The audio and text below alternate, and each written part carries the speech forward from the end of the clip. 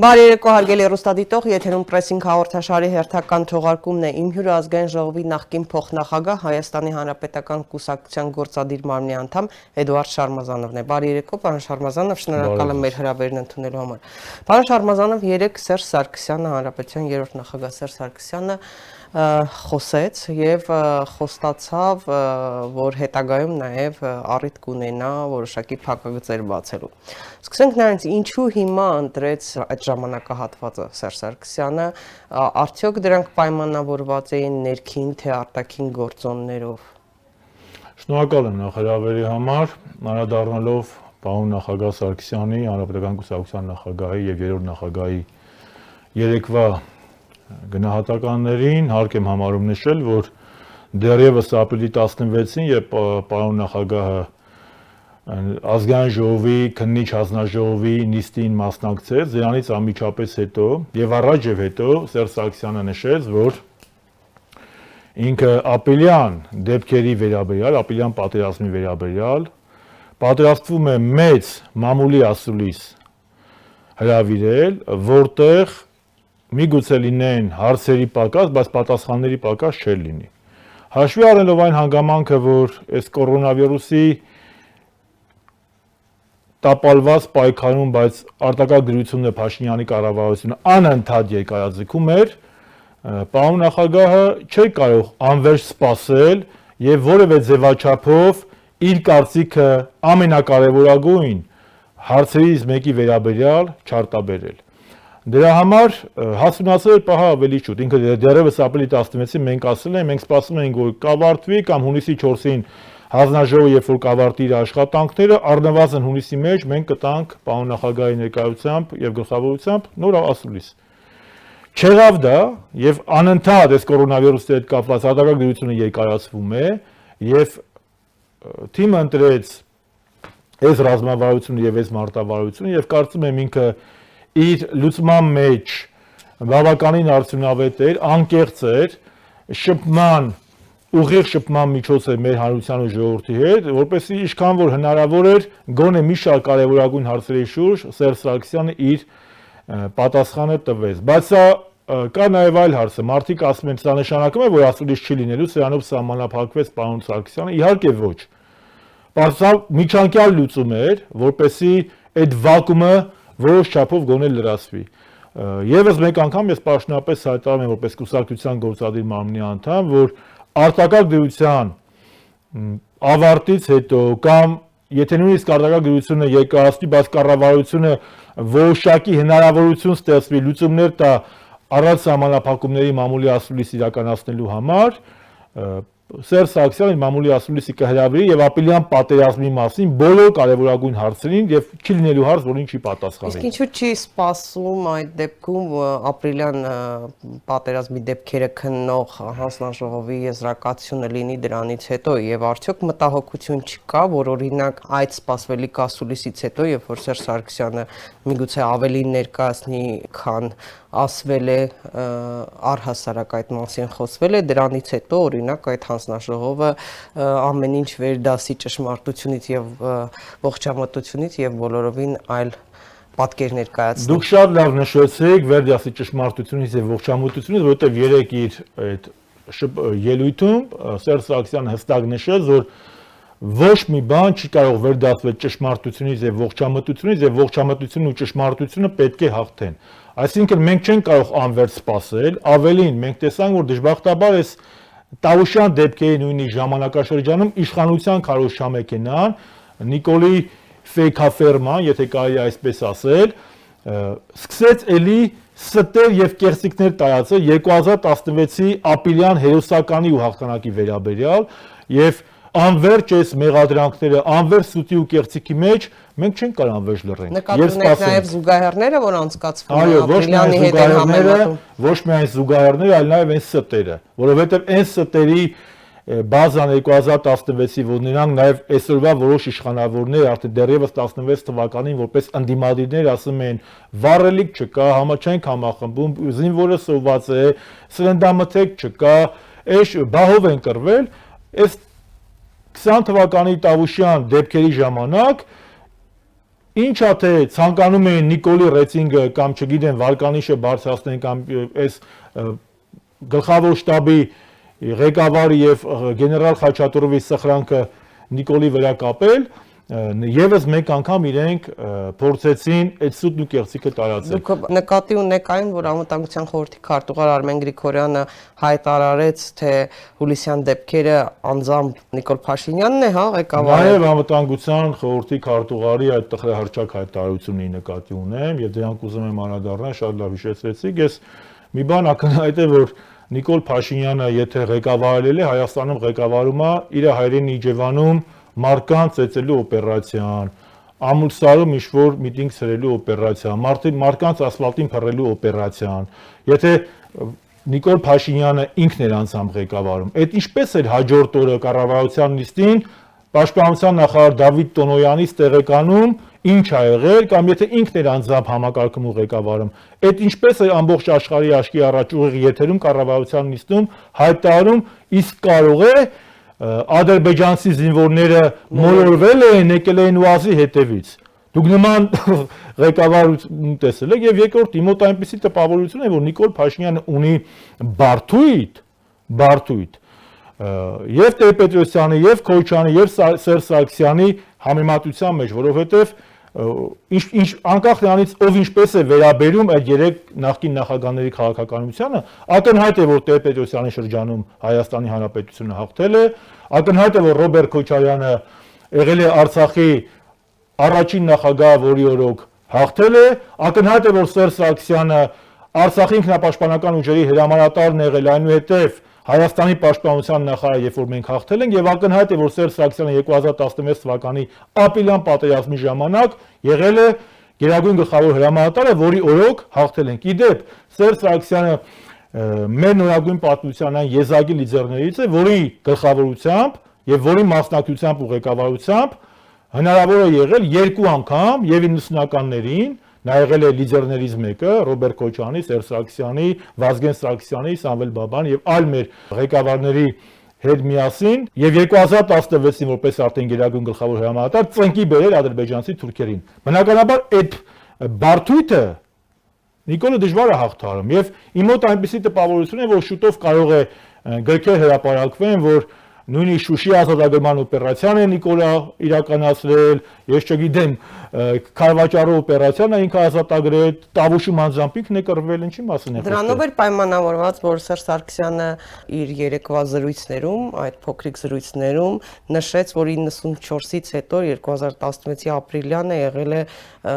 լայնածավալ ամեն իր չափերով, իր 2020-ի հուլիսյան դեպքերը եւ 2016-ի ապրիլյան պատերազմը,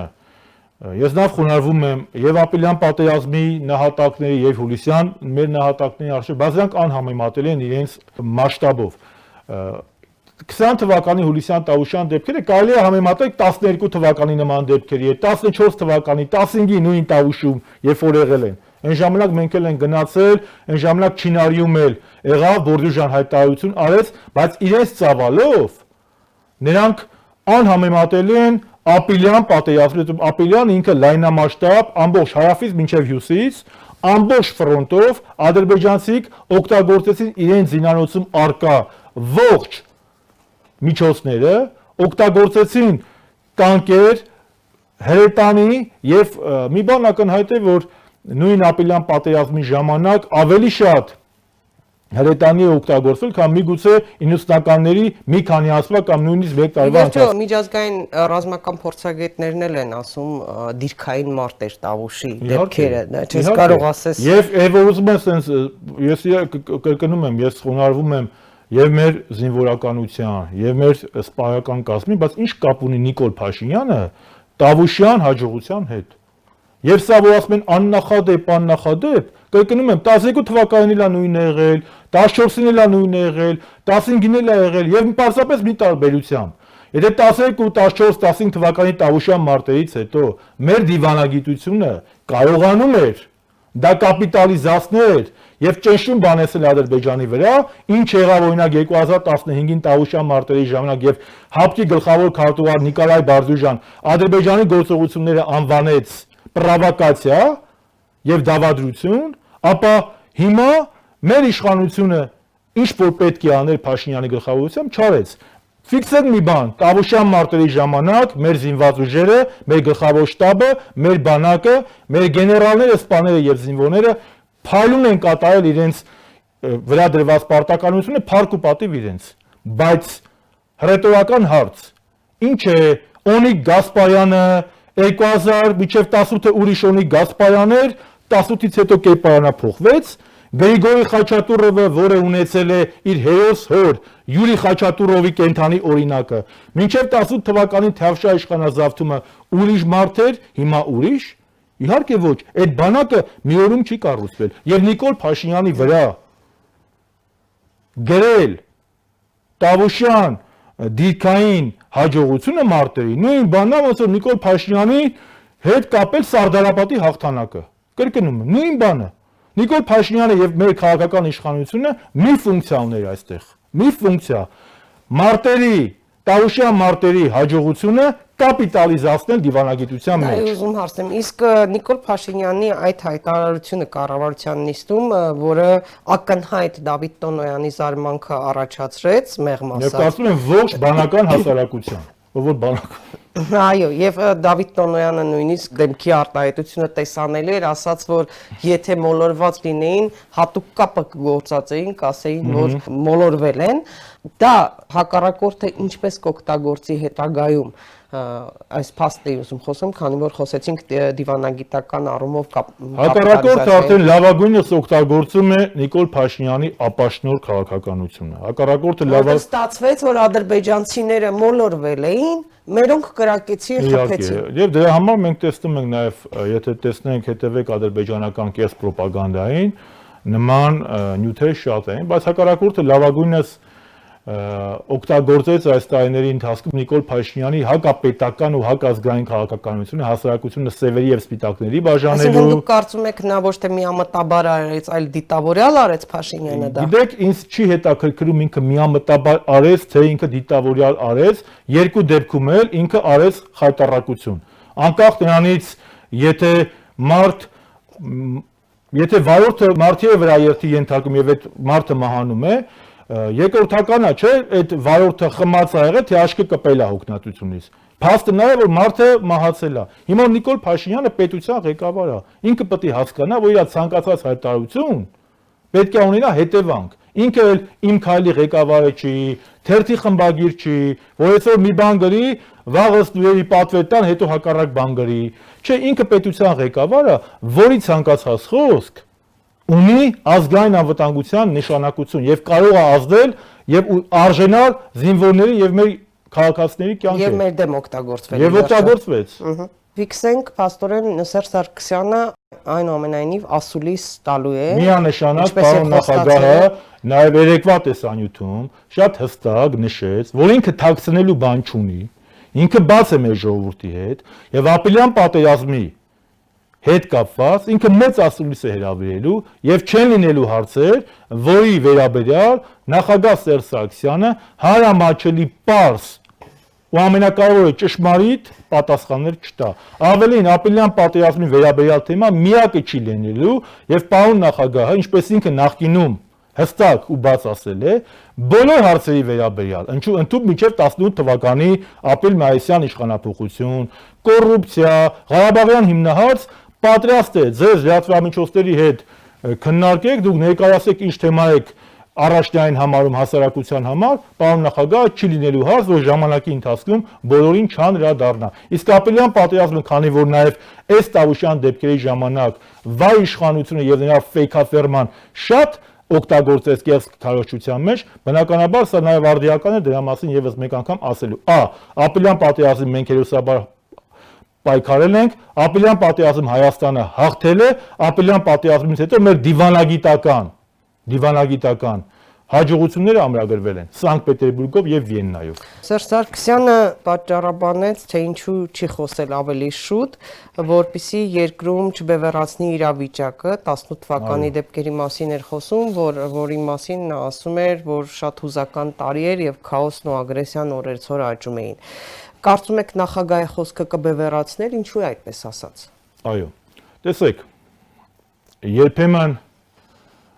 ամեն ինչ չի որ ռացիոնալ է լինում եւ ամեն ինչ չի որ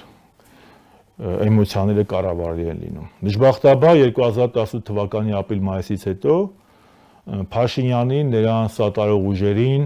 եւ թե ներսում, չեմ բացառում նաեւ որ դրսից հաջողվեց Հայաստանում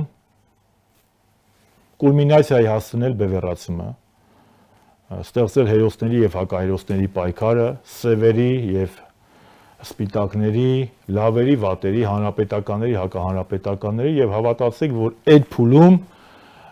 Սերժ Սարգսյանի կտրուկ խոսքը եւ ճշմարիտ խոսքը նաեւ, որը կփռեր հայլու ճշմարտությունը, կարող էր նաեւ օգտագործվել պետության դեմ։ Պետության երբ որ ասում եմ, այստեղ խնդիրը նրա մեջ է, որ Սերժ Սարգսյանը կամ հանրապետական կուսակցությունը անհանգստացած էր մի հոգի ավել կքննադատի կամ երկու հոգի ավել Facebook-ում հայհոյան կգրի։ Ոչ, խնդիրը նրա մեջ է, որ այս բևեռվածությունը կարող էր ազդել թշնամանքի մթնոլորտի ավելացմանը, որը կարող էր անցանկալի հետևանքների բերել։ Որպես մարդ, որը որ այդ շրջանում եղել է քաղաքական գործողությունների կիզակետում, մի բան կարող եմ ասել, որ 18 թվականին քաղաքական իշխանության համար ամենագլխավոր խնդիրը ցնցումների չգնալու խնդիրն էր։ Քաղաքացիական բախումների չգնալու խնդիրն է, որովհետև մենք ունեինք եւ ունենք անվտանգության սպառնալիք Թուրքիայի եւ Ադրբեջանի, իդեպ պարոն նախագահն էլ իր խոսքում նշեց, որ այդ էմոցիաների ավելի բևեռացումը կուրախացներ միայն մեր թշնամիներին Թուրքիայում եւ Ադրբեջանին եւ պետական գործիչը շարքային շարլատանից եւ պոպուլիստից եւ դեմագոգից տարբերվում է նրանով, որ եթե շարքային շարլատանն ու պոպուլիստը մտածում է ամեն գնով իշխանության գալու եւ շանտաժ է անում, որ կամ ես կլնեմ կամ ուրիշը կլնի, կամ ու ոչ մեկ չի լինի, ապա պետական գործիչը ինքը պետք է մտածի ոչ միայն իր մասին, ոչ միայն իր հեղինակության մասին, ոչ միայն իր աթոռը պահելու մասին, այլ ինչ անցանկալի եւ միգուցե կործանարար հետևանքներ կարող են ունենալ իր քայլերը պետության համար։ Եվ այդ ժամանակաշրջանում պարոն նախագահը նախընտրեց հարվածը իր վրա վերցնել, շատ դեպքերում նաեւ անարդարացի վերցնել այդ հարվածը, բայց պետությունը չտանել բախումների, ոչ թե նրա համար, որ մեր ուշքը գնում էր Նիկոլ Փաշինյանի համար, իհարկե ոչ, որովհետև պարոն նախագահ Սերժ Սարգսյանը այն պետական գործիչն է, որը իր ողջ կենսագրությունը նվիրաբերել է Արցախի ու Հայաստանի Հանրապետության անվտանգությանը եւ ամրապնդմանը եւ չէր կարելի, եթե քո դիմաց գործում է մարդ, որի համար միայն իր սեփական շահն է կարևոր, դու չես կարող նրա սխալը քո սխալով ուղղել։ Սխալը եթե նման սխալ գնար, մենք կարող է այսօր ունենանք շատ ավելի վատ հետևանքներ հենց պետության ամրության, նաեւ անվտանգության առումով։ Եվ պատահական չի, որ մեր կուսակցության ղեկավարը նաեւ հղում արեց, որ այդ սրացումը ձեռնտու կարող է լինել բացառապես Թուրքիան եւ Ադրբեջանին, մեր արտաքին թշնամիներին։ Եւ հենց այդ պետական գաղափարախոսությունն է, ցնցումների չտանելու ցանկությունն է եղել, որ նա այդ ժամանակաշրջանում այդ ճշմարիտ խոսքը չասեց, որովհետեւ այդ ժամանակաշրջանում ես կարծում եմ ոչ բոլորն են կամ առնվազն բնակչության մեծամասնությունը, մեր ժողովրդի մեծամասնությունը այդ էյֆորիայի տակ պատրաստ չէր լսելու ճշմարտությունը։ Ակնհայտ է, չէ՞, այսօր մենք էլ փողոցում բազմաթիվ մարդկանց հետ շփվում ենք, մարդիկ կան, որոնք եթե 18 թվականին sense պետքախոշորացույցով մարդ գտնեինք, որ հրապարակային հանրապետականին կամ ինձ պաշտպաներ, հիմա հազարավոր են այդ մարդիկ։ Հազարավոր են եւ Facebook-ով են գնում եւ իրական մարդիկ են եւ մարդիկ են, ովքեր որ մասնակցել են հեղափոխությանը։ Շարմազանով, հիշում եք հեղափոխությունից անմիջապես հետո այդպիսի վարկածներ էին շրջանառվում, գուցե ինչ որ նպատակ հետապնդելով, որ Սերժ Սարգսյանի սցենարով տեղի ունեցավ, հա, այսպես բոլորին հայտնի բանն է, որ իբրև թե Նիկոլ Փաշինյանը Սերժ Սարգսյանի սցենարն էր։ Հետագայում, երբ որ արդեն օտարերկրյա որոշ աշխարհաքաղաքական եւ ուժային կենտրոնների Ներթափանցումը ակնհայտ դարձավ, նույն ասենք Սորոսի տարբեր ծրագրերի, նպատակների, աշխարհաքաղաքական տարբեր կենտրոնների, կարծես այդ թեման հետին պլան մղվեց։ Հիմա ձեզ այդ հարցը նորից տալիս են, հնչում է մարդկանց կողմից, թե արդեն ինչ որ իմաստով հասկանալի է, թե Հայաստանում ինչ ուժեր, ինչ էին փորձում անել։ Գիտեք, հասարակ մարդկանց, հասարակ քաղաքացիներին հասու չեն այդ քաղաքական հնարքները, քաղաքական խաղերը կամ դավադրությունները։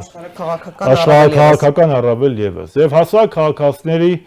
երկու խումբ կա, որոնք այդ երկու խումբն էլ հիասթափված են արդեն Փաշինյանից, բայց խմբի մի մասը ինք իրեն է մեղադրում, ասում է ես սխալվեցի, որ գնացի հրապարակ, Նիկոլի 1000 ներողություն, կուտը կերա, ավելի վատ է հիմա, Նիկոլը մեզ խաբեց։ Այդ քաղաք Եվ երկրորդը կա, իրենք են չէ հրապարակում մեզ մերժել, մեզ միտինգ արել, Շարմազանը, Վաշուտյան, Արփինը, մեր տան դագաղներ հանում, հավաքական կերպարը, սև լենտեր, 3 միլիոն ընդեմ 55-ի չէ, պարզվեց, որ դրանք տեխնոլոգիաներ են ակնհայտ։ Ինձ հազարավոր մարդիկ, չասեմ, հարյուրավոր մարդիկ ես հանդիպել եմ այս ընթացքում, որ ինձ ասում են Շարմազանով ջան, բան ինչի չպայեցիք, ասեմ եղբայր, տաքսի վարորդես, մինչև նաև մտավորական դասախոսներ, ասում ես ինչ արեք, ասեմ Երբ որ մայիսի 1-ին ես ելույթ էի ունենում եւ ասում էին Նիկոլը չի կարող ունել Գերագույն գլխավոր հրամանատար ու դեմ էի քվեարկում դու որտեղ էիր ասում եմ հրապարակում ասում եմ ինչ էիր անում նորա շվստում էի ձեզ հասկանում եք հիմա իմ մոտ այնպեսի տպավորություն է որ մենք այս ժամանակաշրջանում մտել ենք հիասթափության փուլի մեջ մենք ասելով մեր հասարակությունը այս հիասթափության փուլին հաջորդելու է ընդվզման փուլը որովհետև մարդիկ անվերջ չեն կարող կերակրվել նախկինները այսպես արին, նախկիններն այնպես արին, նախկինները սենց եղավ, ամեն ինչ տապալվել է։ Ասում են նախկինը չլինի ներդրում կբերեմ, ներդրում չկա։ Ասում են նախկինները չլինեն, ներգաղթ կլինի, ներգաղթ չկա։ Ոչ միայն զրո ներդրում, այլ նաև գործարաններ են փակվում։ Եվ թող կորոնավիրուսով չպաճառաբանեմ, մինչև կորոնավիրուսն էլ մի լավ վիճակ չէ։ Եվ ես իրան ասում եմ, որ բերեք ցանկացած, եթե նույնիսկ չկա մի ոլորտ, որ մենք համեմատության մեջ դնենք, ես չեմ ասում նախկինում եղել ենք հեքիաթի մեջ, ոչ։ Սկսած տնտեսությունից, երբ որ Հայաստանի Հանրապետական Կուսակցության իշխանությունը հեռացել է, մենք ունեցել ենք երկնիշ տնտեսական ակտիվություն, 10%-ից ավել։ Այսօր, մինչև կորոնավիրուսը, նույնիսկ կառավարության ծրագրում իրանք 5% էին գրել։ Սա է խնդիրը։ Իրենք մեր նույնիսկ մեր ծրագրերը այնտեղ որտեղ էլ նույնիսկ առաջընթաց, օրինակ բանակում, հա, այնտեղ իմ քալի ներկայացուցիչներ չկան, ասինքն բանակում հիմնականում նրանք են, ովքեր որ աշխատել են տասնամյակներ շարունակ կամ տարիներ շարունակ, որոնք ինստիտուցիոնալ հիշողություն ունեն, համակարգային են։ Իսկ բոլոր այն ոլորտները, որտեղ հեղափոխական փոփոխություն է եղել, մենք տեսնում ենք, որ այստեղ սրանք մերօրյա բազարովներ են, նիգիլիստներ են, բազարովի նման ամեն ինչ մերժում են։ Իսկ մերժելով պետություն չեն կառուցում։ Այսինքն կարող ենք ասել, որ այս ժամանակահատվածը ցույց տվեց, որ այնուամենայնիվ այդ հեղափոխությունը, որը տեղի ունեցավ, հիմա հեղափոխություն կամ իշխանափոխություն, դա արտաքին ինչ ուժերի դրդմամբ տեղի ունեցավ, որովհետև տնտեսական ցուցանիշները այդքան վատը չէին, ինչպես տնտեսագետներն են ասում, որպեսզի հեղափոխություն տեղի ունենար։ Այո, կար դժգոհություն իշխանություններից, ինչպես լինում է, բայց դա գեներացվեց, ինչ որ տեխնոլոգիաներ ներդրվեցին ու մարդկանց այդ սուտ խոստումներով եւ այլն, այդ կազմակերպված ամեն ինչով։ Այսինքն կարող ենք ասել, որ հիմա ավելի տեսանելի է դարձել հասարակության համար, որ աշխարհաքաղաքական ինչ որ ուժեր դա արեցին։ Տեսեք, Սասիկ ջան, ես մեկ անգամ չէ որ 2 տարվա ընթացքում ասել եմ, միգուցե այն ժամանակ լսելի չէինք այդքան, բայց առաջին իսկ օրվանից ես իմ կարծիքը եւ իմ թեզը առաջ եմ քաշել։ Բնականաբար, ինչպես ցանկացած երկրում եղել է արդարացի դժգոհություն։ Ես աշխարհի երեսին չգիտեմ որևէ դեմոկրատական երկիր, Ֆրանսիայի նման երկրում Սարկոզին չէին, ասենք 50%-ից ավել, չէին դեմ։ Նույնիսկ իհարկե մենք երբեք չենք ասել, որ Հայաստանի Հանրապետական Կուսակցության իշխանության շրջանում բոլորը կոնֆետի շոկոլադի մեջ են ապրել։ Իհարկե ոչ, նույն պաշտոնական ընտրական թվերով եթե նայենք 48-49%-ը մեզ չի ընտրել։ Նու 50-51-ն է։ Ակնհայտ է, որ բնակչության կեսը իշխող քաղաքական կուսակցությանը ընդդիմախոս է եղել։ Այդ բնական նաև դժգոհություն է, որը միշտ է եղել ու լինելու է, անկախ նրանից ով է իշխանություն։ գոհ են միայն դիկտատորական հասարակություններում, տոտալիտար ռեժիմներում են միայն գոհ, ավտորիտար ռեժիմ, որևէ դեմոկրատական իշխանության ժամանակ բոլոր քաղաքացիները երբեք իշխանությունից գոհ չեն։ Եթե գոհ են, նշանակում է դա բոլորը գոհ են, բոլորը ընտրում են, նշանակում է դա տոտալիտար ավտորիտար համակարգ է։ Բոլորը գոհ են Ադոլֆ Հիտլերից ու Ստալինից, որովհետև դժգոհները հայտնվում են համակենտրոնացված ճամբարներում։ Սա է խնդիրը։ Հիմա եթե Նիկոլ Փաշինյանն ուզում է, որ բոլորն իրանից գոհ լինեն, ինքը այդ ճանապարհով գնում է։ Ինքը անդիմախոսների վրա քրեական գործեր է կայանում, նրանց մի մասին ճանապարհում է երկրից, մի մասին ճանապարհում համապատասխան քրեակատարողական հաստատություններ եւ փորձում է ամեն ինչ անել, որպեսզի իր իշխանությունը եւ իր կարծիքը լինի հեգեմոն։ Բայց դե Չարլեզներն ասում են, որ ըստ օդում կախված լուրերի, ինչպես սիրում է ինքը ասել Նիկոլ Փաշինյանը, իր սիրելի գրքերից է, սեղանի գրքերից է Մուսոլինիի գրքերը մասի։ Դե Մուսոլինին էլ է, բայց Մուսոլինիի գիրքը Մուսոլինին տխուր ճակատագիր է ունեցել։ Ճիշտ է, Մուսոլինին էլ է սկսել որպես լեագրող, խմբագիր, հետո դարձել է բան, բայց նախ չեմ կարծում, որ ինքը Մուսոլինիի նման ուսմունք հաստատել, թեկուզ վատ, ինքը իզմեր չունի, բայց Մուսոլինիի ճակատագիրը չի ցանկանա, որ որևէ հայ մարդ, թեկուզ ազգությամբ հայ մարդ ունենար կամ կրկներ, որովհետև շատ տխուր ճակատագիր ունեցավ Մուսոլինին։ Ինչ վերաբերում է, եւ ի վերջո Մուսոլինին բերեց Իտալիայի պարտությանը։ Սա է։ Եվ թուլացմանը։ Ինչ վերաբերում է այս 18 թվականի ապրիլ-մայիսյան իշխանափոխությանը, ես գտնում եմ, որ այստեղ իհարկե եղել է աշխարհաքաղաքական նաև շարժառիթ, բայց ես գտնում եմ, որ ու ասել եմ, որ 2018 թվականը դա 2008 թվականի գունավոր հեղափոխության կամ բազմագույն հեղափոխության շարունակությունն էր։ Եվ եթե կուզեք տեղայնացնեմ Հայաստանի վրա, սա ռևանշիստների վերադարձնել իշխանության։ Սրա առանցքը Ղարաբաղյան հարցն է եղել։ Ղարաբաղյան հարցը 98 թվականին Վազգեն Սարգսյան, Սերժ Սարգսյան, Ռոբերտ Քոչարյան եռյակը ճանապարհեց իշխանությունից Տեր-Պետրոսյանի պարտության ու խաղաղասիրական թեզի կողմնակիցներին։ 2008 թվականին Տեր-Պետրոսյանական թեզի կողմնակիցները փորձեցին Հայաստանում գալ իշխանության եւ փորձեցին իրականացնել պետական հեղաշրջում։ Դա նրանց չհաջողվեց, բայց դրանից թուլացան պետության հիմքերը։ Միգուցե հիմա հաջողվեց Նիկոլ Փաշինյանը։ Այո, բայց հենց դա եմ ասում։ 2018 թվականին Հայաստանում իշխանության է եկել Տեր-Պետրոսյանական խաղաղության եւ պարտվողական ապազգային թեզի կողմնակիցները Փաշինյանի դեմքով։ Եվ մեր պայքարը այստեղ միայն անձերի մասին չի խոսքը, այստեղ կոնցեպտուալ պայքար է։ Ես այն ժամանակ էլ ասել եմ, թիվ 1 խնդիրը Ղարաբաղն է, իսկ աշխարհաքաղաքական առումով թույլատնել հայ-ռուսական դաշնակցությունը, դրա վառապացույցը Բոլտոնի այցն էր Հայաստան, որտեղ Բոլտոնը հայտարարեց, որ հայ ժողովուրդը եւ Հայաստանը պետք է հրաժարվի իր ազգային կաղապարներից, մենք տեսնում ենք, որ այս 2 տարի շարունակ եկեղեցու վրա հարձակում, Վեհարյանի վրա հարձակում, հայկական դպրոցի վրա հարձակում, հայկական ընտանիքի վրա հարձակում, տրանսգենդերության քարոզ, ապազգայինի քարոզ, ու տեն շարունակ, բոլոր ազգային ինստիտուտների վրա քարոզ, եւ նաեւ մենք տեսնում ենք, որ Նիկոլ Փաշինյանի իշխանության մեջ ընդգրկված են մարդիկ, որոնք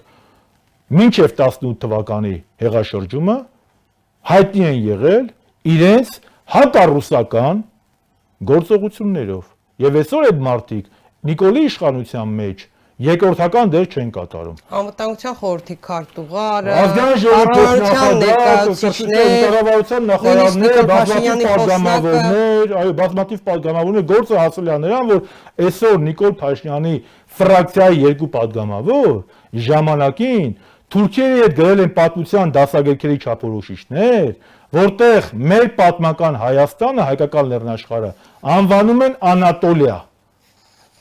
Հասկանում եք, սա Ալիևն ամենակ այդպես անում, մեկ էլ Էրդողանը։ Եվ ես տեսել եմ, որ նաև համացանցում բազմաթիվ երիտասարդներ սկսել են այդ գործողությունները, Նիկոլ Փաշինյանը պետք է սրանք քաղաքական գնահատական տա, կամ պետք է սրանք մանդատից զրկվեն, կամ էլ Նիկոլ Փաշինյանը ուղիղ պետք է ասենք, որ այս ապազգային թրքամետ գործողությունների հովանավոր այսօրվա իշխանությունն է։ Ուզում եմ հիշեցնել Նիկոլ Փաշինյանի խոսքը կառավարության նիստում հենց այդ կրթական չափորոշիչների մասին։ Ընդհակառակը նա լրիվ ողջունեց, կարելի ասել,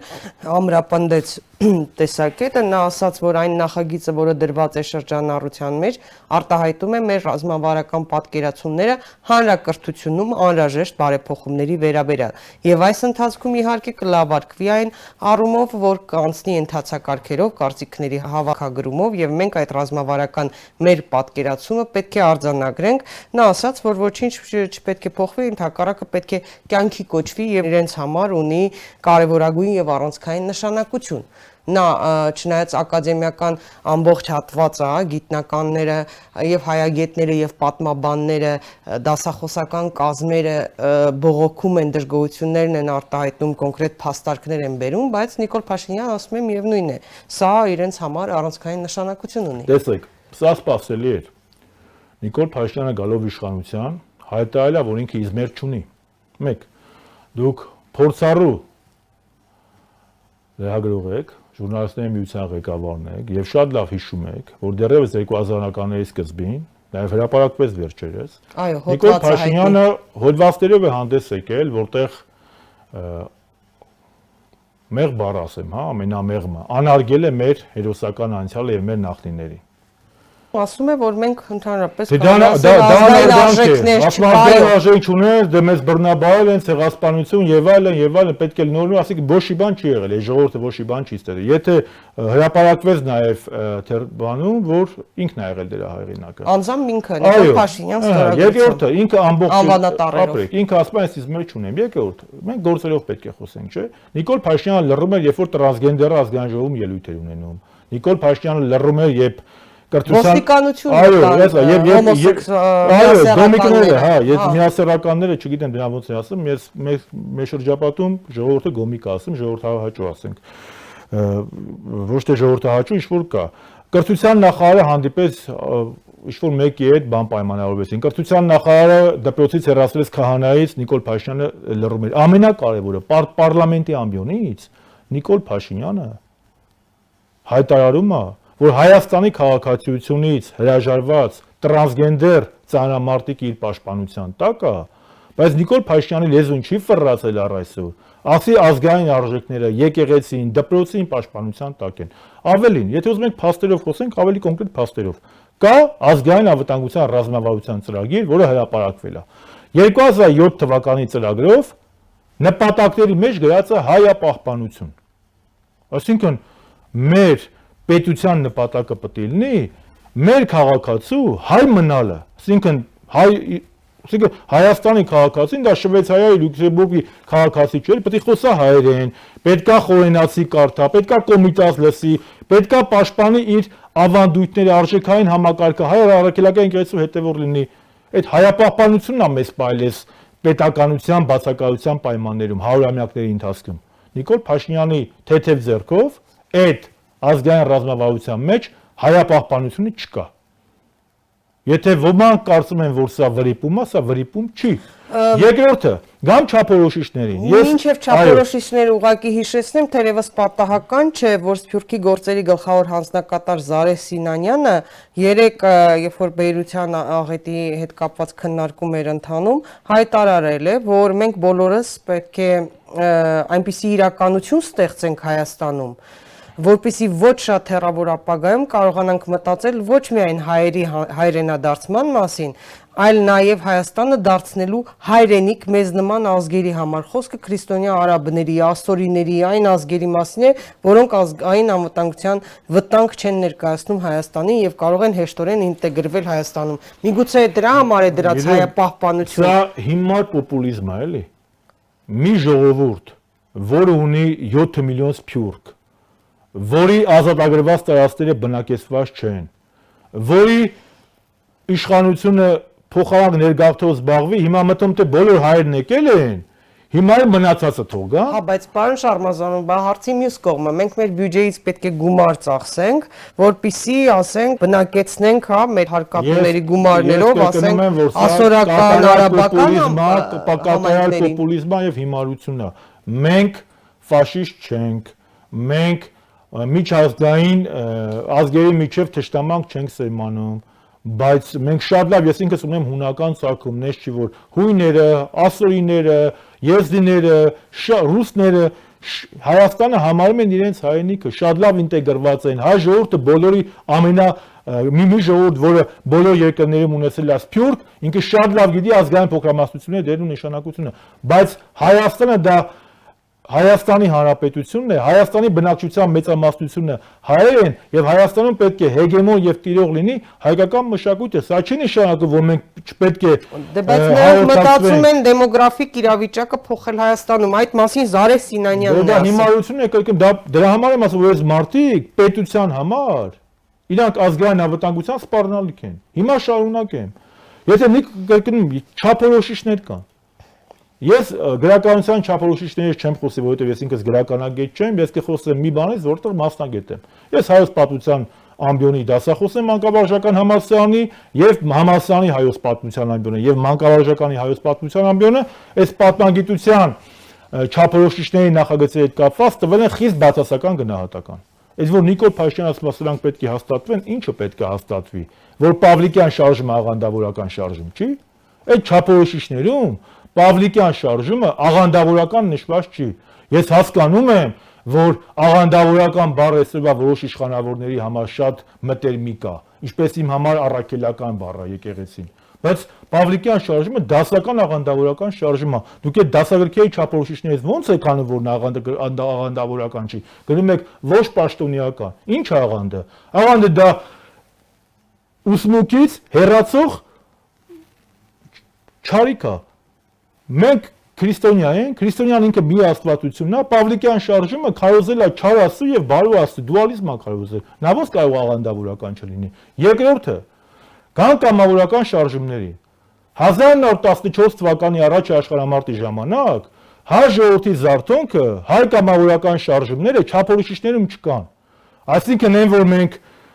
Անդրանիկի, Դերոյի, Նեժդեհի, չգիտեմ, Քերու, Վարդանի, Հայկ Բժշկի անցյալողությանի այդ մարկանց գլխավորությամբ կամավորական շարժումներ ենք ստեղծել եւ պայքարել ենք Թուրքի դեմ եւ ինքնապաշտպանական մարտեր ենք մղել, դրանք չկան։ Բայց ինչ ենք մենք սովորացնելու։ Մենք չափորոշիչներից հանվածա արսույների թագավորությունը, նույն Գրիգոր Նարեկացին այնտեղ արարել եւ գումարը եմ ամենակարևորը։ Այդ թուրքերի հետ դասագրքերի հրապարակումը եւ ստորագրումը, որտեղ էլ Արևելյան Անատոլիա կա Հայաստանի թե փոխարեն էլ ամենակարևորը 2016 թվականին քննադատվում է մեր պատմության դասագիրքը, որտեղ 2016 թվականի ապրիլյան հերոսական պատերազմը գովաբանվում է, ասում են թուրքերեն ու ադրբեջանցիներին թշնամու կերպարով եք ներկայացնում, բա ինչ կերպարով ներկայացնեն թուրքերեն ու ադրբեջանցիներին, բարեգործի, որ ապրիլյան պատերազմում մտել են Թալիշ պապիկ տատիկին սրի են քաշել, որ ապրիլյան պատերազմում մեր հերոս Եզդի եղբորը գլուխը կտրել են։ Ինչ ասենք, ասենք բան են, հա, ասենք բարձր մշակույթի կրողներ են։ Երբ որ Էրդողանն ու Ալիև առավոտի երեկո հակահայկականություն են քարոզում, ինչ ասենք։ Այս ոնց ինչ ասեք, Անուր Հակոբյանը հրավիրեց բան լսելու։ Դրա համար ասում, այս իշխանությունը Սաթիկ ջան ինքը ապազգային է։ Եվ մեր բոլորի խնդիրը պետք է լինի։ Այս ապազգային իշխանությունից օր առաջ ազատվելը։ Եվս մեկ օրինակ բերեմ, հա։ Տեսեք, Զորիկ Բնացականյան, արտաքին գործերի նախարար։ Այա Սոֆիայի վերաբերյալ մեր արտգործնախարարությունում տալիս է հայտարարություն։ Իմ մոտ այնպիսի տպավորություն էր, թե այս հայտարարությունը Ֆինլանդիայի, Շվեյցարիայի, Լյուքսեմբուրգի արտգործնախարարության հայտարարությունն էր։ Եթե Հայաստանի արտգործնախարարություն բառը փոխենք Լյուքսեմբուրգի արտգործնախարարություն, բան չէր փոխվի։ Այս հայտարարության մեջ չկար, որ հազարավոր քրիստոնեական հայկական հուշարձաններ է ոչնչացվել, Նախիջևանի խաչքարների մասին չկար, չկար, որ Կարսի առաքելոց եկեղեցին բան ա եղել, եկեղեցի եղել այսօր մզկիթ է, չկար, որ մեր հայկական ժառանգությունը քանդվել է, 100 տարի շարունակ մենք ոչ միայն մարդկային ժողովրդական ցեղասպանության ենք ենթարկվել, այլ նաև մշակութային ժառանգության ենք ենթարկվել, ՅՈՒՆԵՍԿՕ-ից 1900 ոչ մի բան չկար, ոնց որ Լյուքսեմբուրգ, ոնց որ Գվատեմալայի ազգաբանը արտգործնախարարությունը հայտարարություն աներ։ Եվ վտանգավորը ո՞րն է, որ այստեղ ես տեսնում եմ ապազգային ձեռագիր, սրանց օգնությանը գալիս Լևոն Տեր-Պետրոսյանը, հենց նրանց գործերը Այդ դրա մտից մասին է բացանում են, ուզում խոսել։ Տեր-Պետրոսյանը խոսում է։ Տեր-Պետրոսյանը, հիշեցնեմ հեռուստադիտողին, անմիջապես արձագանքեց, անդրադարձավ, այո, ինչպես նշեց պարոն Շարմազանովը, շատ հազվադեպ է խոսում, օրինակ կորոնավիրուսի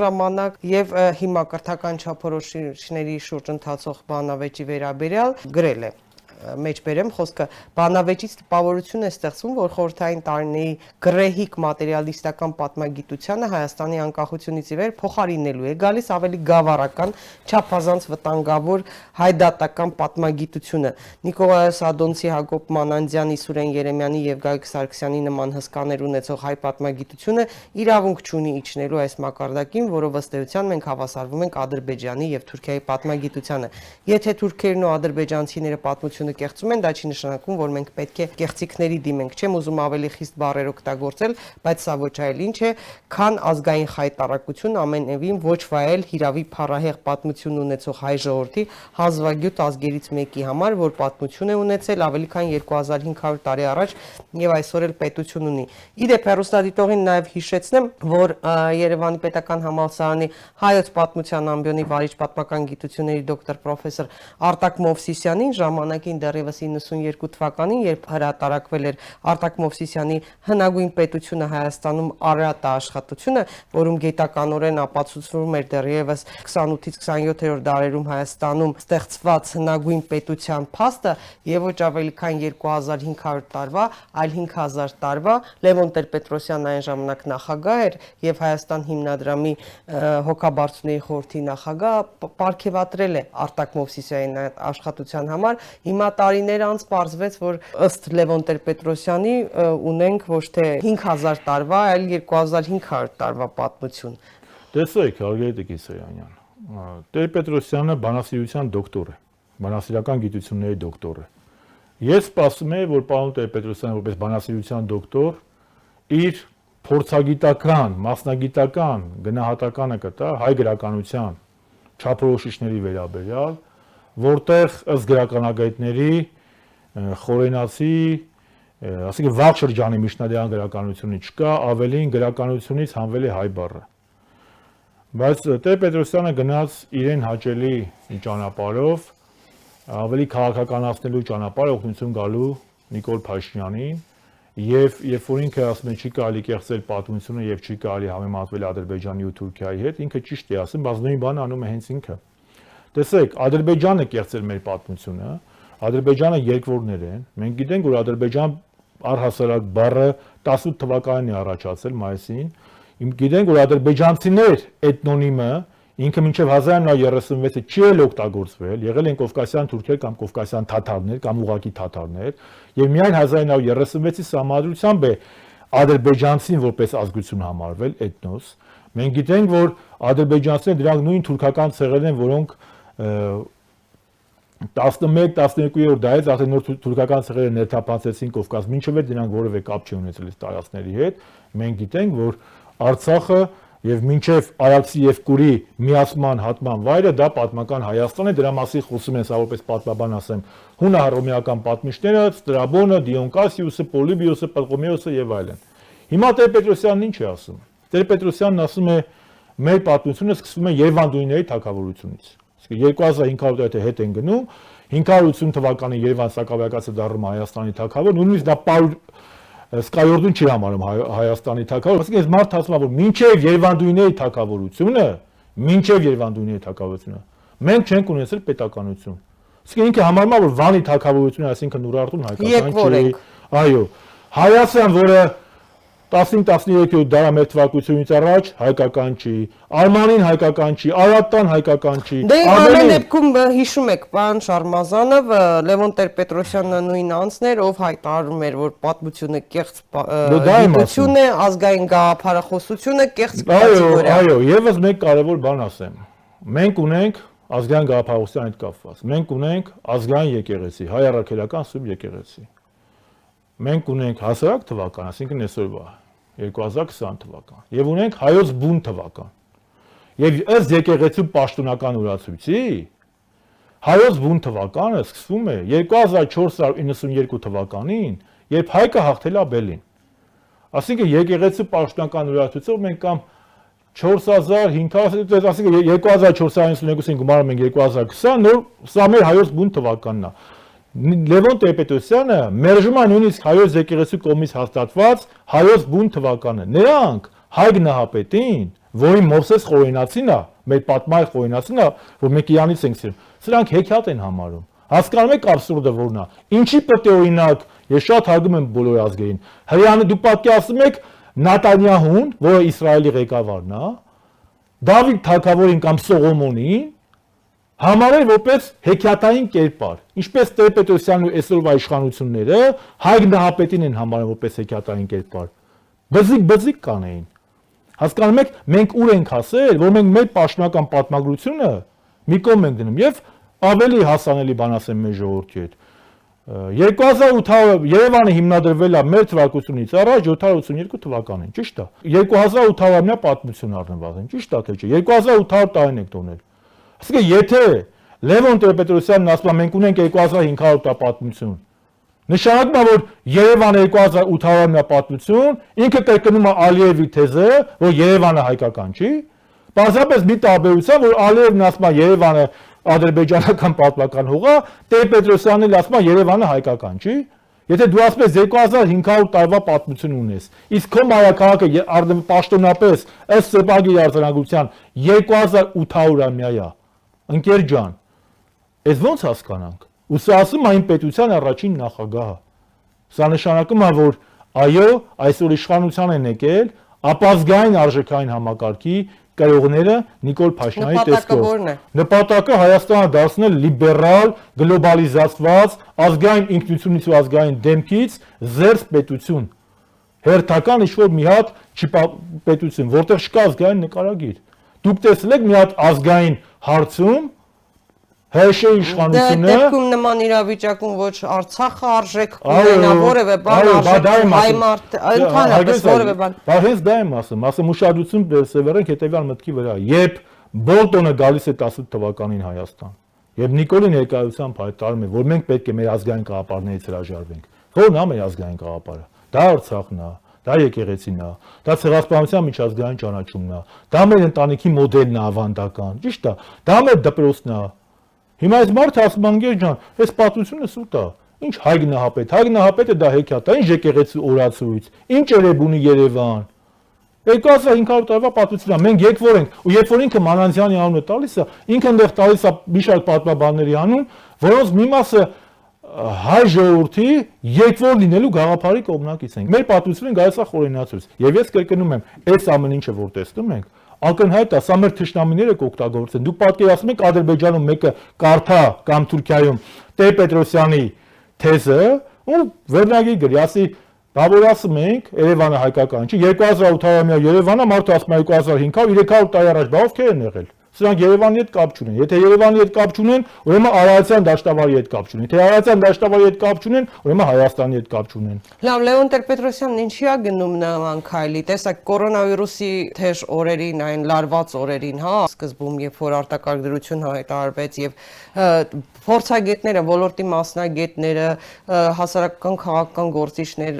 դիտողություններ են անում, քննադատում էին կանխարգելման գործողությունները իշխանություններին, հայտարարեց, որ քննադատում է այսօրին պետական դավաճանությունը։ Ինչի է Տեր-Պետրոսյանը, ինչ է սա։ Որովհետև իշխանությունն է եկել իր հոգեզավակը, իշխանությունն է եկել իր արժեքային համակարգի, այսինքն ինքը չկարողացավ գալ եկավ Նիկոլի տեսքով։ Այո, ես ասեցի չէ քիչ առաջ, որ 98-ին սրանք այսօրվա իշխանությունը դասական ռևանշիստական իշխանություն է։ Դասական ռևանշ, եւ ասում են ռևանշիստներն իրենք են։ 98-ին իրենց ճանապարհել են Վազգեն Սարգսյանը, Ռոբերտ Քոչարյանը, Սերժ Սարգսյանը եւ առանցքում եղել է Ղարաբաղը։ Հիմա սրանք 20 տարի հետո վերադարձել են։ Ռևանշ կարողանան Ղարաբաղի հետ ինչ որ բան անել։ Ես ակնհայտ է գիտեք, երբ որ մարդիկ ասում են դե ոչ մի բան չկա, չենք թողի, ինչ պետք է անեք, որ չթողեք։ Այս 2 տարվա մեջ ինչ եք արել, որ չեք թողել։ Երբ որ Սանկտ Պետերբուրգից ու Վիեննայից հրաժարվել է Նիկոլը, Դուշանբեի վերելակում Ալիևը նրան թակարդը գցեց, եւ Նախիջևյան հատվածում 2000 հեկտար ադրբեջանցիք առաջ են ընթացել, ինչ եք արել։ Երբ Ալիևը կանոնման Այսինքն հասարակությունը թույլ կտա Փաշինյանը ինչ որ քայլերի գնազիջումների գնահատել։ Գիտեք, ես մի բան կարող եմ ասել, որ Փաշինյանը եւ նրա թիմը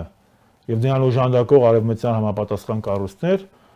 մանիպուլյատիվ, բայց մանիպուլյացիայի հնարքների փայլուն մասնագետներ են։ Եվ մեր ազգային ուժերի,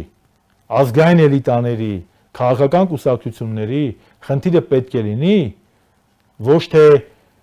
Նիկոլին փոխել Պողոսը գա, այլ ձերբազատվել այս ապազգային իշխանությունից եւ փոխարենը բերել ազգային արժեքային համակարգով հագեցած իշխանություն, որի համար Արցախյան հիմնահարցը, հայապահպանությունը, հայագիտությունը, ցեղասպանության միջազգային ճանաչումը, Հայաստանում հայ մարդու տեսակով հայկականության տեսակ ունեցող մարդու արարումը պետք է լինի գերխնդիր։ Երբ որ Փաշինյանը ռազմավարության մեջ նշում է պետության հավիտենականություն, ինձ համար դա հասկանալի չի։ Իսկ պետության հավիտենականությունը ո՞րն է։ Ինչ պետականության։ Ինչպիսի պետականություն։ Բայց նաև Արցախը չի նշվում որպես Այո, չէ, ինչպիսի պետականություն։ Այ փաստաթղթում Այո, Արցախը պետք է չի լինի նշվում։ ազգի պետականություն։ Պետությունը պետք է լինի ունենա ազգային նկարագիր։ Պետությունը պետք է ունենա հрьяաների պետությունը ունի հрьяական ազգի նկարագիր։ Այսինքն մեր պետությունը պետք է ունենա հայկական ազգի նկարագիր։ Մենք պետք է ունենանք ազգի հավիտենականության գաղափարը դնենք, ոչ թե պետության հավիտենականություն հենց այնպես։ Իսկ ինչ վերաբերում է Արցախին, այո, այս ռազմավարության երկու ամենավտանգավոր թեզերը նրանք են, որ a. չկա հայապահպանություն, b. Արցախի վերաբերյալ գրված հանրապետություն բառը չկա, որ իդեպ 2007-ին կար։ Բայց ինչ եք սպասում սրանից։ Եթե այս մարդը գնում ասում է Արցախը Հայաստանն է եւ վերջ։ Արցախին տալիս է մարզի կարգավիճակ։ Երբ իր իշխանության շրջանում իր հեղափոխության մասնակցած որոշ գործիչներ գնում են Արցախ, գրում են Արցախը մարզ է։ Եվ իր ներկայությամբ Արցախի նախագահ Բակո Սահակյանն ասում են Արցախի մարզպետ։ Եվ Նիկոլ Փաշինյանը, որ հայտնի է բոլորին աչ ու ձախ ասֆալտին փռելու, զերո արձագանք հանդեղ տալի։ Ինչ եք սպասում։ Ի վերջո ներկայացուցիչներ եզրույթը Արցախի ընտրված ընտրյալ ներկայացուցիչներ, որը ճանապարհ բացեց, որպեսզի ադրբեջանական այս կոչված համայնքը մտնի եւ ֆակտոր դառնա։ Մի բան էլ ի դեպ դուք ծանոթ եք, որ 2018 թվականին իշխանափոխությունից անմիջապես հետո Սորոսի հիմնադրամի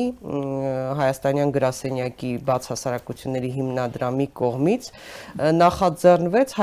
վերնագիրն եմ հիմա ընթերցելու Հայաստանի Հանրապետության վերականգնման ուղղված անհրաժեշտ բարեփոխումների հայեցակարգ ճանապարհային քարտեզ կոչվող փաստաթուղթը։ Երբ որ վերնագիրը ամեն ինչ ասում է, հա, Հայաստանի Հանրապետության վերականգնման Երբ որ այդ թերթում ես ընդ որում բոլոր ոլորտներին է անդրադառնում, այդ թվում կրթություն, դատաիրավական համակարգ, դատական իշխանություն, բոլորը, հա, սահմանադրական դատարանի մասով փոփոխությունները, տեսնում ես, որ ինչ որ կոնկրետ ուժեր լրջագույն ֆինանսական մարդկային ռեսուրսների ներդրումների արդյունքում քայլ-քայլ աջակցում են ինչ որ ծրագիր, որի համար աջակցել են 2018-ի իշխանափոխությանը եւ երաշխիքները ստացել են։ Այսինքն ստացվում է, որ այդ ռազմավարություն, օրենքներ, այդ ամեն ինչ մի կողմ, ծրագիր կա, որի քայլերը իրագործում են Հայաստանում։ Այո։ Բա ինչ եմ ասում, իհարկե կա ծրագիր։ Չեմ շարքում Հայաստանի Հանրապետության վերականգնման ուղղված։ Այսօր ես իմ գրառումներից մեկում գրել եմ, որ այսօր սորոսական ուժերը, հավաքական Սորոսը Հայաստանում եկել են իշխանության։ Մի հատ նայեք ինչպիսի քաղաքականություն է վարում պաշտոնական քարոզչությունը, ապազգային պրոսորոսական սահմանադրություն են քննարկում սահմանության նախագիծ։ Ինչքան պրոսորոսական գրանտակերներ կան այնտեղ են։ Լեռնային Ղարաբաղի ընտրությունների դիտարկումը ում փող տվեցին։ Պետական բյուջեից ում փող տվեցին։ Նրանց, ովքեր որ տարիներ շարունակ վարկաբեկել են հայոց պետականությունը, հայոց բանակը, Արցախը։ Կներեք, չեք հիշում, որ ֆուտբոլի ֆեդերացիայի նախագահ ով ընտրվեց։ Մի մարդ, ում կայքը հակապետական մեր բանակի դեմ, հոդվածներով էր հայտնի։ Այս իշխանությունը խորթ է ամեն ազգային։ Ես քիչ առաջ էլ ասեցի։ Թուրքերի հետ այդ դավաճանական գրքի տակ հեղինակները երկու պատգամավոր կա իմ քայլից։ որտեղ կրկնում է մեր սուրբ հայրենիքը, հայկական լեռնաշխարհը, Անատոլիայի անվանած։ Մարինա Կարապետյան Եվ սոց կարծեմ Ղազարյան թե Ավետիսյան, չեմ հիշում, բայց հրապարակը եւ միգրացիայի վարչության նախագահը, միգրացիոն վարչության նախագահը, ղեկավարը, որտեղ Թուրքիա քննադատվում է մեր դասագրքերը, որտեղ քննադատվում է թե ինչու հայկական քարտեզների վրա Միշտադարյան քարտեզների ուժ Միշտադարի Հայաստան է գրված պատմական Հայաստան։ Ինչ Հայաստան ասում, այնտեղ կեսը Թուրքիայի մեջ ա եղել, կեսը Պարսկաստանի կազմ ա եղել։ Ինչի՞ չէ գրել Թուրքիա եւ Պարսկաստան, չի եք մի հատ էլ Հայաստան գրել։ Վաղացնելու են ինչի՞ եք, ես չգիտեմ, Վան անվանում, ուրիշ բան անվանեք։ Այդ ժամանակ չի եղել, կամ հասկանում եք, ինչի Ստամբուլ չեք ասում, ինչի եք Կոստանդնուպոլիս ասում։ Այսինքն, այս մարդիկ ունեն ապազգային նկարագիր։ Սաթիկ ջան, ես հա ասել եմ, այս մարդիկ ինչ են արել։ 16 թվականի մի հատ հիշեք ապրիլյան պատերազմը, սրանց մեծամասնությունը ինչով էր զբաղված։ Վարկաբեկել բանակով։ Նույն Նիկոլ Փաշինյանի պասով, չէինք էլ կանգնում էր ուրիշ ձևերով, ասում էր սա պայմանավորված պատերազմ։ Ինչ է ասում ժողովուրդը։ Մեր սխալը գիտեք որն է եղել։ Փորել ասեց նույնիսկ իբր մասնակցել։ Մեր սխալը գիտեք որն է եղել։ Մեր նախկին իշխանությունների։ Մենք այս նոր տեխնոլոգիաներին, Facebook-ին, ժողովրդի հետ ուղիղ շփմանը ուշադրություն չենք դարձրել։ Մենք գործ ենք արել եւ սահմանափակվել ենք պաշտոնական հաղորդագրություններով։ Իսկ նրանք առավոտից իրիկու սուտ են քարոզել։ Առավոտից իրիկու ասել են պայմանավորված է, չենք պատասխանել, ասել են բահերով են կռվել, չենք պատասխանել, ասել են վիճեցուր քաղաքականությունը, չենք պատասխանել, փաստերով։ Եվ այս առումով պարոն նախագահը շատ լավ նշեց այդ խոսքը, որ վերադարձ անցյալը ինչի լինելու։ Ինչ է դա նշանակում։ Սերժ Սարգսյանը երբ որ դա ասեց, ինչ է դա նշանակում։ Նախ ասեմ, որ իր այդ հարցազրույցի երկու կարևոր առանցքներից Նիկոլն էլ է ասում, չէ, վերադարձ Նիկոլն ուրիշ ձև ասում։ Նիկոլի համար Հայաստանի պատմությունը սկսվում է 18 թվականի ապրիլից, իր վարչապետությամբ։ Դե չեք հիշում զինանշաններին փոխեն ամեն ինչ իհարկե հիմն էին ուզում փոխել։ Նիկոլի համար եւ նիկոլականների համար Հայաստանը մինչև 18 թվականը բան չէ։ Ասենք իրանք Նիկոլը դասական բազարով է, սրանք բազարովների նիգիլիստների իշխանություն են։ Նեոբոլշևիկների իշխանություն են։ Շարիկովների իշխանություն են, ոնց ուզում եք ձևակերպեք, իրանց համար մինչև 18 թվականի ապրիլը ոչ մի պատմություն չի եղել։ Ինչ հաղթանակ, ինչ բան, ինչ իրանց հետ չի կապված, եւ դրա համար է որ նրանք 18 թվականի Սարդարապետը իրենց այս քայլողների շարժումը համեմատում են Սարդարապետի եւ Արցախյան պատերազմի հետ։ Սա նաեւ անհարգելի վերաբերմունք է մեր հերոսական անցյալի։ Բայց Նիկոլին թողեք մի կողմ, որովհետեւ Նիկոլը ժամանակավոր երևույթ է, ոչ թե շուտ ինքը գնալու է կամ պարտադրելու են որ գնա, որովհետեւ ինքը իր քաղաքականությամբ տանում է դեպի կործանման մեր պետականությունը։ Սա ակնհայտ է։ Բոլոր ոլորտներում, հայագիտությունից մինչև տնտեսություն, սոցիալականից մինչև արտաքին քաղաքականություն։ Վերադառնանք Սերժ Սարգսյանին։ Իհարկե, կյանքում էլ է ցանկացած ոլորտում վերադարձ անցյալին չի կարող լինել։ Ես չեմ կարող վերադառնալ իմ մանկություն։ Ինչպես հին հույներն էին ասում, ամեն ինչ փոխվում է, ամեն ինչ փոփոխվում է։ Նույն գետը երկու անգամ չես մտնում։ Սա փիլիսոփայական կատեգորիաներով։ Բայց եթե դուք ուզում եք ուղիղ լսել Սերժ Սարգսյան գործիչը հավակնում է վերադառնալ իշխանության, ես ձեզ ուղիղ ասում եմ, ոչ, Սերժ Սարգսյան պետական գործիչը չի հավակնում վերադառնալ ու գրավել իշխանությունը, բայց միևնույն ժամանակ Սերժ Սարգսյան գործիչը եւ իր թիմը, նրանք այն մարդիկ են, մենք, որոնց համար Հայաստանի պատմությունը 18 թվականից չի սկսում։ Մենք մեր նորագույն պատմության այն նվաճումների եւ դրականի տերն ենք։ Եվ դրանից հետո պարոն նախագահը շատ ավելի կարևոր մեսիջ ասեց։ Ասեց, իսկ ո՞րն է լինելու մեր խնդիրը։ Մեր խնդիրը լինելու է համախմբել, նպաստել ազգային բոլոր գործիչների ուժերի համախմբանը, որպեսզի այս ապազգային իշխանությանը օր առաջ ճանապարհենք։ Օր առաջ, որովհետեւ այս ապազգային իշխանության մեկ օր ավել գոյությունը սպառնում է Հայաստանի Հանրապետությանը, Արցախի Հանրապետությանը, մեր հոգևոր, պետական, կրթական, բոլոր տիպի արժեքներին։ Եվ մեր խնդիրը պետք է լինի համախմբել բոլոր ազգային ուժերին եւ ազատվել այս իշխանությունից։ Փոխարենը բերելով ազգային արժեքներ, ազգային արժեքային համակարգում համար Արցախը պետք է լինի անկախ ու վերջ, սա չի քննարկվում։ Ում համար հայ առաքելական եկեղեցու բացառիկ դերը պետք է լինի սա չի քննարկվում, ում համար ցեղասպանության միջազգային դատապարտումը չի քննարկվում, ում համար այո կոռուպցիան որպես համակարգան երևույթ չպետք է լինի, սա չի քննարկվում։ Մենք հանրապետականներս ինքնանպատակ իշխանության չենք ձգտում եւ կրկնում եմ, երրորդ նախագահը շատ հստակ նշեց, որ իր նպատակը իշխանության վերադառնալը չէ։ Եվ դրա համար նա ասում է վերադարձ անցյալին չի լինելու, բայց մեր խնդիրը պետք է նաև անցյալի ձեռքբերումները կապիտալիզացնել, որպեսզի կառուցենք մեր ազգային պետականությունը ապագայում։ Նախկինում էլ էր Սերժ Սարգսյանը ասում, որ չի ձգտում իշխանության եւ սահմանադրական փոփոխությունների ժամանակ հիշում եք, նույնիսկ վարչապետ չի լինի, ասում էր։ Նախկինն ուրիշ է, գիտեք, նախկինում մինչ ապրիլյան պատերազմը չէր եղել դեռ։ Ես այդ ժամանակ շատ եմ ասել։ Մինչև ապրիլյան պատերազմը Հայաստանը այլ իրավիճակում էր, ապրիլից հետո այլ իրավիճակում էր։ Մեր մարտահրավերն նորից ավելացան։ Այսօր մենք մի խնդիր ունենք։ Բացի արտաքին մարտահրավերներից Թուրքիա եւ Ադրբեջան, մենք ունենք եւս մեկ մարտահրավեր։ Դա ապազգային սորոսական գրանտակեր իշխանությունն է, որը մեջից է քանդում մեր պետականությունը, մեր պետական ինստիտուտները, մեր ազգային ինստիտուտները։ Եվ այստեղ մտածել լոկ քոանզի մասին, որ աթոռը վերականգնես, դա հավատացեք, այն մարդ չի վերաբերում էլի նախագահ Սարգսյան եւ իր թիմին։ Եթե ամեն գնով պահողը կամ ամեն գնով աթոռի ձգտողը, ամեն գնով էլ աթոռը կպահեր։ Եթե մենք 18 թվականին ամեն գնով աթոռը չենք պահել եւ չենք ցանկացել ցնցումների գնանք, մենք ինքնանպատակ ես մեկ անգամ ասել եմ ձեզ, ես կոնկրետ ես այսպես չէ, այսպես կուշտեմ այդ իշխանությունից։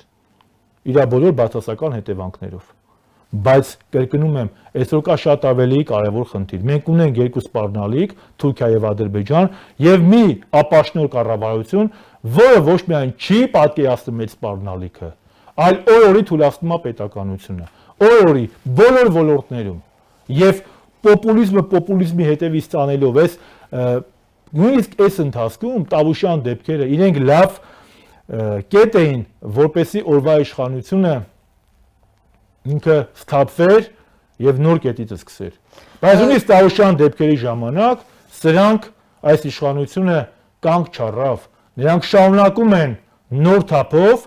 քրեական հետապնդումներ իրականացնել բոլոր իրենց ընդդիմախոսների նկատմամբ։ Ուզում եի դա ճշտեմ։ Հիմա տեսեք, Ռոբերտ Քոչարյանի ճիշտ է կալանքի գրավի դիմաց ազատ արձակվեց, դատավարությունը թեև ընթանում է, բայց շատերը կարծում են, որ անհրաժեշտության դեպքում, երբ որ իշխանություններին Նիկոլ Փաշինյանին պետք է նորից փորձ կանի նրան մեկուսարանում տեսնել։ Սերժ Սարգսյանի մասին են խոսում, արդեն 2 տարի շարունակ փորձում էին իշխանությունները ինչ-ինչ գործերով նրան եւս կալանավորեն։ Հիմա մի քանի կարծիք կա, ըստ որոնց իշխանությունները հասկանալով, կոնկրետ անձամբ Նիկոլ Փաշինյանը հասկանալով, որ իր վարկանիշը կտրուկ անկում է ապրում, հասկանալի պատճառներով, ապաշնոր կառավարման պատճառով եւ կորոնավիրուսով պայմանավորված, որ ունենք երկրում լրջագույն սոցիալ-տնտեսական խնդիրներ, որի տակից չեն կարողանում դուրս գալ, եւ նաեւ քաղաքական աշխարհաքաղաքական կենտրոնները ի վերջո շտապեցնում են ինչ-ինչ ծրագրերում, նրանք պետք է փորձեն ազատվել խանգարողներից։ Այդ խանգարողներից մեկը փաստորեն Սերժ Սարգսյանն է, Ռոբերտ Քոչարյանն է, այն անձինք, ովքեր կփորձեն քաղաքական ինչ-որ գեներացնել, էներգիա գեներացնել կամ մարդկանց հետ աշխատել։ Մտավախություն չունեք, որ իշխանությունները նոր հնարքներ կմատուցեն։ Տեսեք Ռոբերտ Նազարյանի դեպքը, որով փորձել էին փաստորեն նախկին քաղաքապետ Ռոբերտ Նազարյանը, հանրային ծառայությունների կարգավորող հանձնաժողովի նախկին նախագահ, նրան քանիցս հարվածնուտնել էր գրել, փորձել էին հարցաքննության էին կանչել, փորձել էին պարտադրանքով ցուցմունք կորզել Սերժ Սարգսյանի դեմ, նա հրաժարվել էր կեղծ ցուցմունք տալուց եւ կալանավորվել էր։ Հիմա չեք կարծում, որ Սերժ Սարգսյանին ի վերջո կալանավորումը կարագացնեն։ Իրեք Սերժ Սարգսյանը եւ հանրապետականը կալանավորումներից չեն վախում։ Մենք երբ որ 2 տարի շարունակ մտել ենք այս պայքարի մեջ, շատ լավ հասկացել ենք, որ այս պայքարում ամեն ինչ հնարավոր է, որովհետև եթե մի իշխանություն, որը հարձակվում է դատարանների վրա եւ շրջափակում է դատարանը, մի իշխանություն, որը հարձակվում ազգային ժողովի վրա եւ պաշարում ազգային ժողովը, մի իշխանություն, որը կորոնավիրուսի ժամանակ առաջինը հարձակվում է մամուլի վրա, մի իշխանություն, որը գործ անելու փոխարեն ասֆալտին է փռում, մի իշխանություն, որը իդեպ Ալիևին կիրթ ու կառուցողական է անվանում, չի կարող Ալիևին ծնկի բերածին սիրել ու հարգել։ Այս մարդու հասկանում եք մենք ուր ենք հասել։ Պետք ֆիքսենք էլի ամենակարևորը։ 2.5 տարվա մեջ Նիկոլ Փաշինյանը մեր նախկին ղեկավարների, նախկին իշխանությունների, Արցախի հերոսների, Թուրքին ծնկի բերածների նկատմամբ նեյտրալ խոսքեր չի ասել։ Միշտ բացասական ու անվանարկել է։ Բայց Ալիևին կիրթ ու կառուցողական։ Դուք պատկերացնում եք 1000 ներողություն քաջած կարող է մինչև ասուլիսը, որի մասին դուք ասացիք, հա, Սերժ Սարգսյանի ասուլիսը, որում փաստորեն ըստ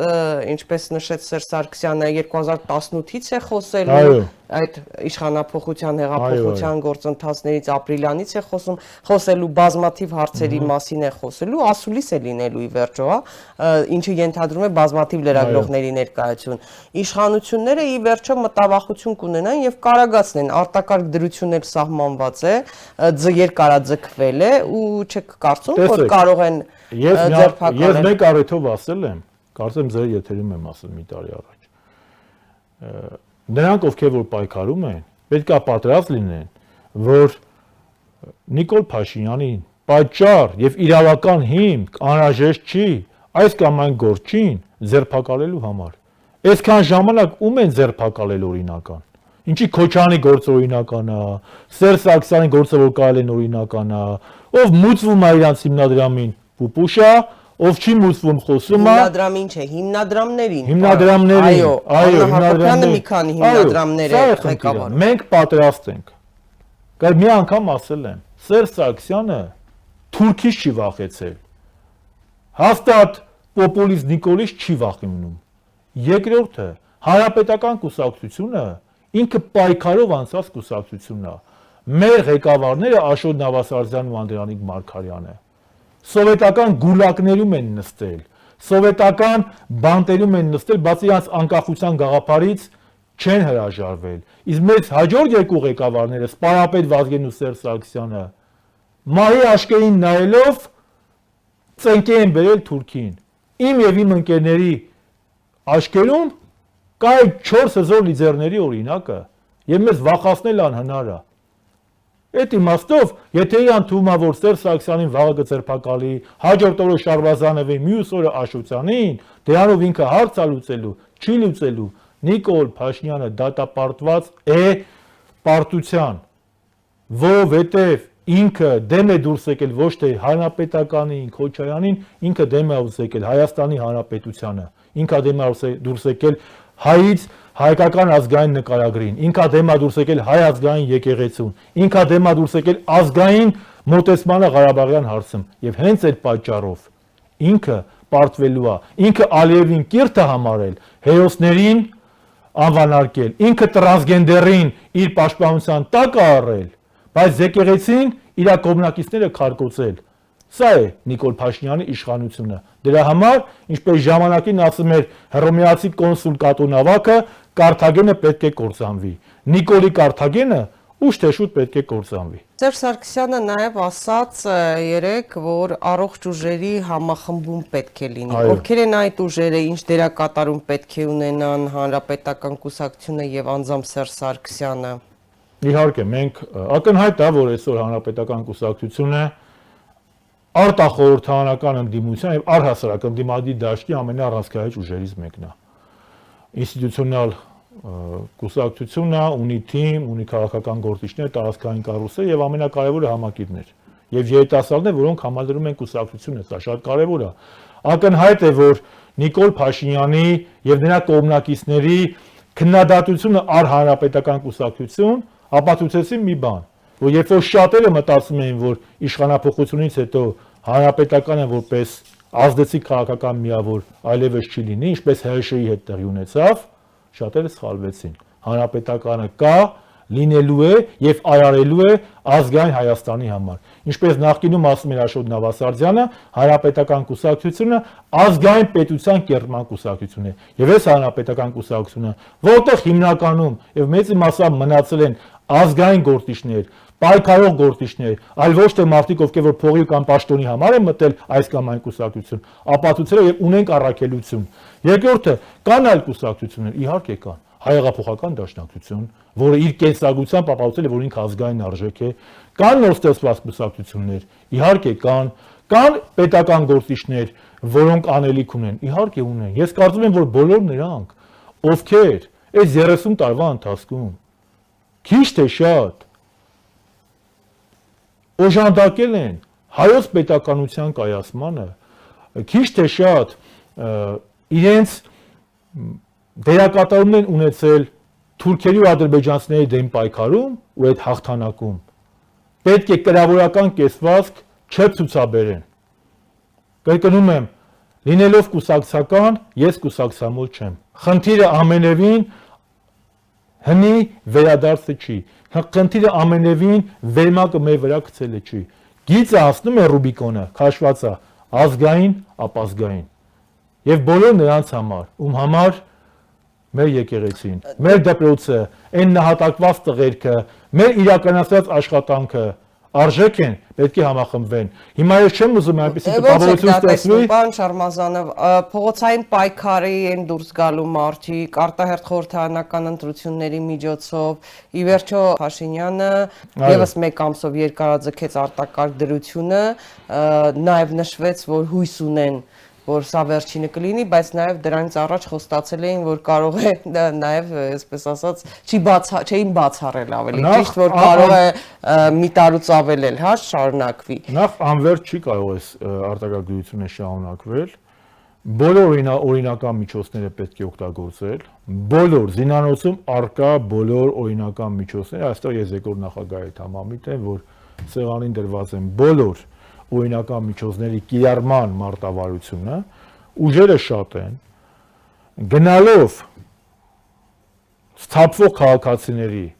եւ մտավորական քաղաքացիների եւ գործիչների աչքերը բացվում են, գնալով հասարակությունը տեսնում է, որ այն ինչ ցանկացել է գոյություն չունի,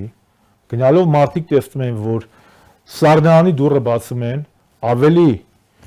դատարկվել է, գնալով տեսնում են, որ այո նախկինում եղել են բազմաթիվ խնդիրներ, ես երբեք լինելով նախկին իշխանության ներկայացուցիչ չեմ ասել, որ մենք սխալներ չենք ունեցել, մենք բազմաթիվ սխալներ ենք ունեցել, թերություններ ենք ունեցել, միգուցե դրա համար էլ այդ քաղաքական պատասխանատվությունը կրել ենք, բայց այսօր պետք է ոչ թե անվերջ խոսել անցյալից, այլ պետք է նայել ապագային, ներկայից ու ապագայից, որովհետև այն ինչ որ անցյալ է, անցյալ է։ Անցյալից պետք է դասեր քաղել, անցյալի վատը պետք է թողել անցյալում, դրականը վերցնել։ Անշուշտ դրական կար, իհարկե կար։ Այդ անցյալում ա եղել հաղթանակներ։ Դե ի վերջո իներցիան շարունակվում է, այդ եւ այսօր ես կարծում եմ, որ պետք է բոլոր ուժերը համախմբվեն։ Պետք է բոլոր ուժերը համախմբվեն։ Նրանց համար, ում համար Հայաստանի ազգային պետականության կառուցումը, Հայաստանի փրկությունը, ես վերամբարձ խոսքեր չեմ ասում, ոչ պաթոսային բառեր եմ ասում, էական են, նրանք պետք է կրավորական կեսված դիտորդի դեր չպետք է ստանցնեն, որովհետեւ այս մարդը, այս պոպուլիստական ապազգային ապիկար իշխանությունը ամեն ինչ մսխել է եւ կորոնավիրուսը պարզապես ավելի բացահայտ դարձրեց, ավելի լավ բացահայտեց սրանց ապիկարությունը։